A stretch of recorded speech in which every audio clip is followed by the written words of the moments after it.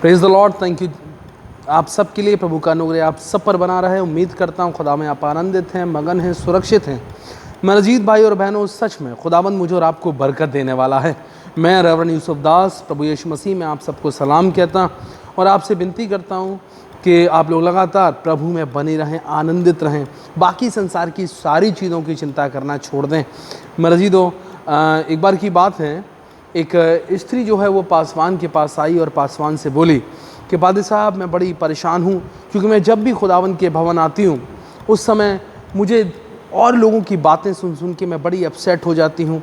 मैं जब दूसरों को देखती हूँ, कोई ये कर रहा है, कोई वो कर रहा है, कोई ये कह रहा है, कोई वो कह रहा है, मेरा चर्च आने का बिल्कुल मन नहीं करता पादी साहब। इसीलिए मैं लगभग 2 महीने से चर्च नहीं आई हूँ। अब मैं क्या करूँ? मर्जीदो, पासवान बड़ी शालीनता के साथ उनकी बात को सुनते हैं। उसके बाद वो कहते हैं कि एक काम करो, एक गिलास, उन्होंने एक गिलास, कांच के गिलास में पानी भर के जो है उस स्त्री को दिया और उससे बोला, आपको एक काम करना है, आपको ये करना है कि आपको पूरे ग्राउंड का चक्कर हाथ में ये पानी से भरा हुआ गिलास लेकर लगाना है, लेकिन ये ध्यान रखें कि किसी भी तरह से इस गिलास में से जो है एक बूंद पानी फैलना ना पाए। उस स्त्री ने कहा, इतनी सी बात, ये तो मैं हाल कर लूँगी, इसका मेरी समस्या से क्या मतलब है? पासवान ने कहा, पहले आप करके आइए, उसके बाद मैं आपको बताऊंगा कि इसका आपकी समस्या के साथ क्या मतलब है। मईदो, उस स्त्री ने ग्लास में पानी लिया जो लबालब ऊपर तक भरा हुआ था और स्त्री पूरे ग्राउंड का चक्कर लगाकर लौट के आई। उसने पासवान से कहा, पादी साहब देखिए, एक बूंद भी पानी मैंने नहीं फैलाया और जैसा आपने कहा था मैं पूरे ग्राउंड का चक्कर लगा के आई हूँ। पासवान ने कहा, आपको कैसे पता कि एक बूंद पानी भी नहीं गिरा है? उसने कहा, मैं बड़े गौर से इस पानी को देखती हुई चल रही थी और मैं 100% श्योर हूँ कि एक बूंद पानी भी जो है इस गिलास में से नहीं गिरा। पासवान ने कहा, जब आप उस पानी से भरे हुए गिलास को लेके चर्च के चक्कर लगा रही थी तब कौन कौन आपके पास से निकला, क्या आपको याद है? उस किसी ने कहा, भाई साहब सॉरी, मुझे कुछ नहीं पता कि आसपास कौन कौन था, मैं तो सिर्फ अपने ग्लास और अपने पानी के ऊपर फोकस किए हुई थी कि कहीं ऐसा ना हो कि इस ग्लास में से एक बूंद पानी भी गिर जाए, अन्यथा अगर गिर जाता तो मैं हार जाती। पासवान ने बड़ी शालीनता के साथ उस स्त्री से जवाब दिया। उस स्त्री से कहा, बहन, आपका फोकस आपके ग्लास और आपके पानी पे था, इसलिए आपको नहीं पता कि आपके आसपास में कौन था, क्या हो रहा था, क्या कह रहा था, क्या कर रहा था।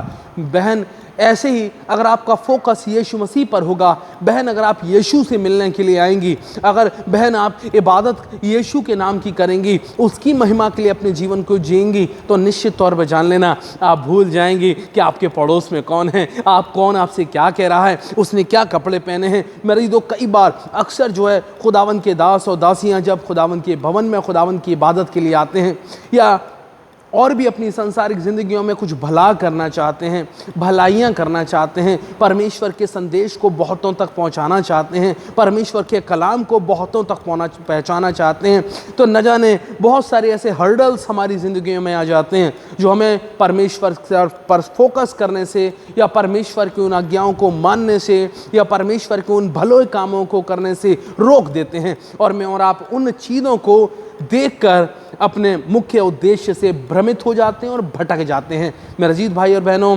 निश्चित तौर पर जान लेना, जैसे उस स्त्री का फोकस उस गिलास और उस पानी पे था, उसे नहीं पता दाएं बाएं में क्या हो रहा है और वो अपने गोल को पूरा करने पाई। ऐसे ही अगर मैं और आप अपने गोल जो हैं, अपना फोकस यीशु पर रखेंगे, तो मेरे को और आपको भी कोई चिंता नहीं होगी कौन मेरे आपके लिए क्या कह रहा है। मैं और आप निरंतर परमेश्वर की आज्ञा, उसकी व्यवस्था, उसके नियम और उसकी सेवकाई में अपनी ज़िंदगी को व्यतीत करते रहेंगे। प्रभु में बने रहें, आनंदित रहें। आप सबसे निवेदन है, निश्चित तौर पे अपना फोकस सिर्फ यीशु की तरफ रखें। कोई बीमारी, कोई परेशानी, कोई दुख, कोई तकलीफ, कोई संकट, कोई निराशा मेरे आपके जीवन में प्रबल नहीं होने पाएगी अगर मैं और आप यीशु की तरफ फोकस रखेंगे। प्रभु आप सबके साथ रहे, खुदा का अनुग्रह आप सब पर बना रहे। प्रभु यीशु इस मंडली को आशीषित कर, इस इबादत में शामिल हुए तमाम लोगों को आशीषित कर। प्रभु इनके घर, इनके घराने आपकी बरकतों से भरे जाएं। आमीन। आप सबसे निवेदन है, मेरे चैनल रेवरेंड यूसुफ दास जो यूट्यूब पर है उसे सब्सक्राइब करें और निरंतर परमेश्वर के वचन में बने रहें। आमीन।